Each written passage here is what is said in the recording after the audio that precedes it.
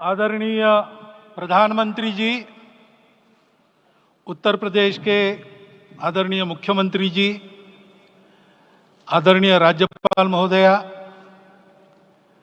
देश के आज विद्यमान सभी पंथ संप्रदायों का प्रतिनिधित्व करने वाले हमारे संत ऋषि आचार्य गण और समाज के सब स्तरों का प्रतिनिधित्व करने वाले निमंत्रित महानुभाव,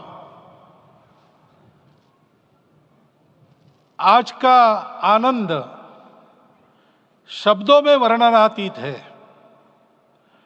और उसके वर्णन करने का प्रयास इसके पहले के वक्तव्यों में अच्छा हो गया है। यह भी बता दिया गया है और हम जानते भी हैं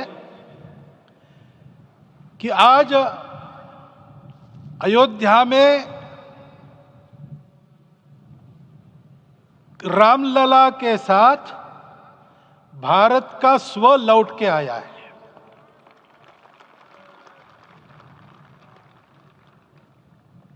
और संपूर्ण विश्व को त्रासदी से राहत देने वाला एक नया भारत खड़ा होके रहेगा, इसका प्रतीक आज का कार्यक्रम बन गया है।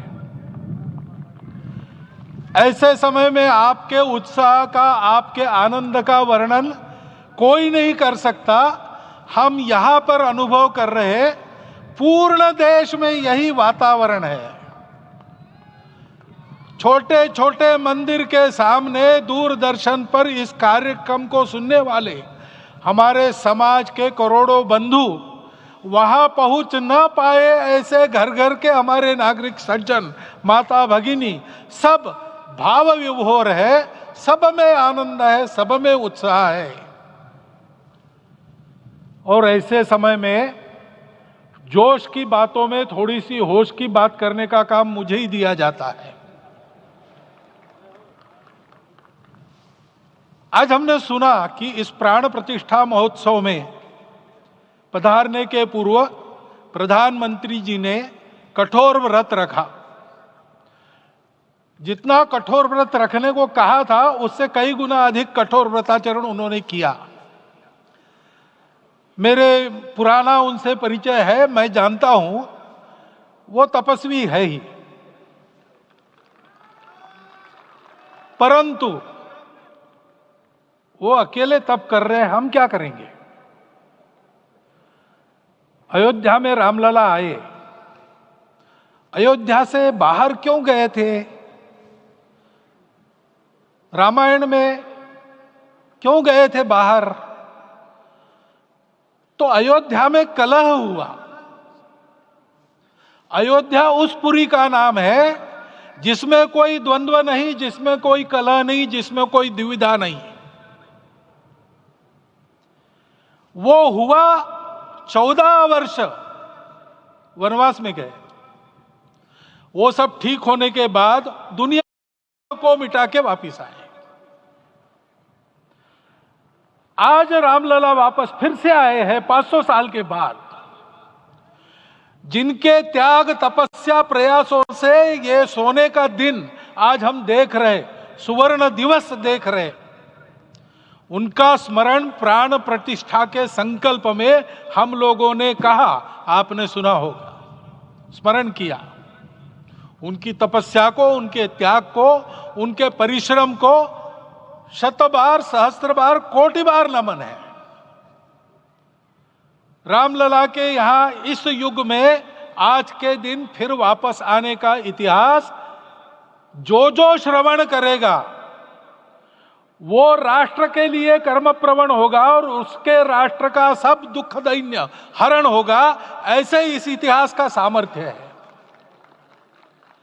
परंतु उसमें हमारे लिए कर्तव्य का आदेश भी है। प्रधानमंत्री जी ने तप किया, अब हमको भी तप करना है। राम राज्य आने वाला है, वो कैसा था? दैहिक दैविक भौतिक तापा, राम राज नहीं कहु व्यापा। सब नर करहि परस्पर प्रीति, चलहि स्वधर्म निरत श्रुति नीति। सब निर्दंभ धर्मरत पुनि, नर अरु नारी चतुर सब गुनी। सब गुणज्ञ पंडित सब ज्ञानी, सब कृतज्ञ नहीं कपट सयानी। राम राज्य के सामान्य नागरिकों का जो वर्णन है, हम भी इस गौरवमय भारतवर्ष की संतानें हैं। कोटि कोटि कंठ उसका जयगान करने वाले हमारे हैं। हमको इस प्रकार के व्यवहार को रखने का तप आचरण करना पड़ेगा। हमको भी सारे कलह को विदाई देनी पड़ेगी। छोटे छोटे परस्पर मत रहते हैं, छोटे छोटे विवाद रहते हैं, उसको लेकर लड़ाई करने की आदत छोड़ देनी पड़ेगी। आखिर है क्या? ये बात बताई, वो सामान्य नागरिक कैसे थे? निर्दंभ, प्रामाणिकता से आचरण करने वाले, केवल बातें करने वाले नहीं और बातें करके उसका अहंकार पालने वाले नहीं थे। काम करते थे, आचरण करते थे और अहंकार नहीं था। ऐसे वो थे और धर्मरत थे। यानी क्या थे? इस पर कठिन भाषा में प्रवचन बहुत लंबा हो सकता है, लेकिन थोड़े में धर्म के जो 4 मूल्य जिनकी चौखट पर धर्म है, ऐसा श्रीमद् भागवत में बताया है, सत्य करुणा शुचिता तपस, उसका आज हमारे लिए युगानुकूल आचरण क्या है? तो सत्य कहता है कि सब घटों में राम है, ब्रह्म सत्य है, वही सर्वत्र है। तो हमको ये जानकर आपस में समन्वय से चलना होगा, क्योंकि हम चलते हैं, सबके लिए चलते हैं, सब हमारे हैं, इसलिए हम चल पाते हैं। और इसलिए आपस में समन्वय रखकर व्यवहार करना, यह धर्म का पहला जो पैर है, सत्य, उसका आचरण है। करुणा दूसरा कदम है, उसका आचरण है सेवा और परोपकार। सरकार की कई योजनाएं गरीबों को राहत दे रही, सब हो रहा है, लेकिन हमारा भी कर्तव्य है, ये सब समाज बांधव हमारे अपने बंधु है। तो जहां हमको दुख दिखता है, पीड़ा दिखती है, वहां हम दौड़ जाए, सेवा करें, दोनों हाथों से कमाएं, अपने लिए न्यूनतम आवश्यक रखकर बाकी सारा वापस दे, सेवा और परोपकार के माध्यम से। यह करुणा का अर्थ आज है। शुचिता पर चलना है, यानी पवित्रता होनी चाहिए। पवित्रता के लिए संयम चाहिए, अपने को रोकना है। सब अपनी इच्छाएं, सब अपने मत, सब अपनी बातें ठीक होंगी ही ऐसा नहीं, और होगी तो भी अन्यों के भी मत है, अन्यों की भी इच्छाएं हैं। और इसलिए अपने आप को संयम में रखते हैं तो सारी पृथ्वी सब मानवों को जीवित रखेगी। गांधी जी कहते थे, earth has enough for everyone's need,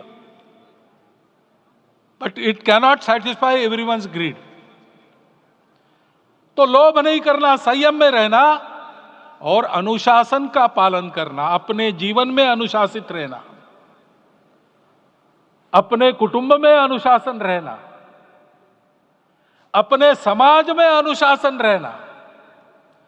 सामाजिक जीवन में नागरिक अनुशासन का पालन करना। भगिनी निवेदिता कहती थी कि स्वतंत्र देश में नागरिक संवेदना रखना और नागरिक अनुशासन का पालन करना, यही देशभक्ति का रूप है। इससे जीवन में पवित्रता आती है।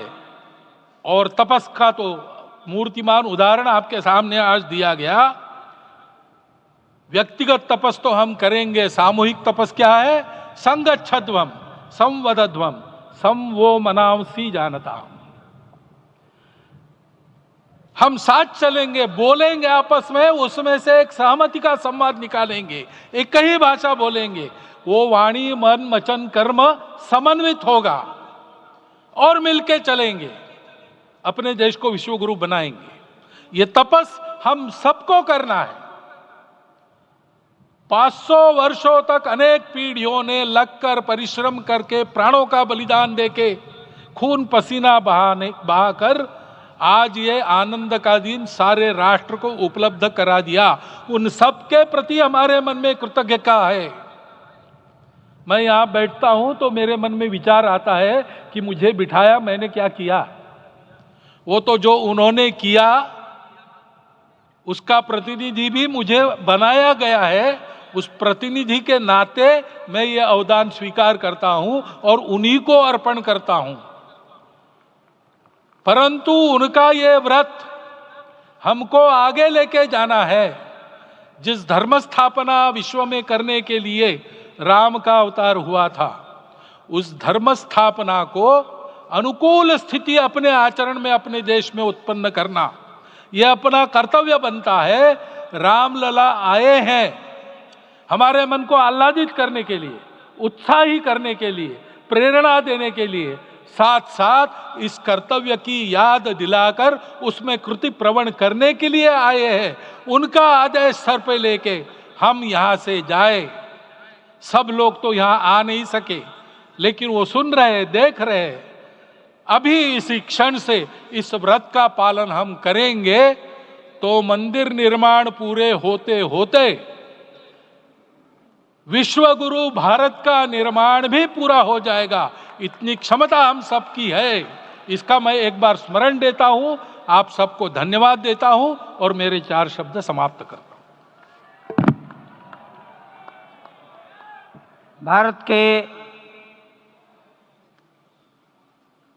यशस्वी प्रधानमंत्री माननीय नरेंद्र भाई मोदी जी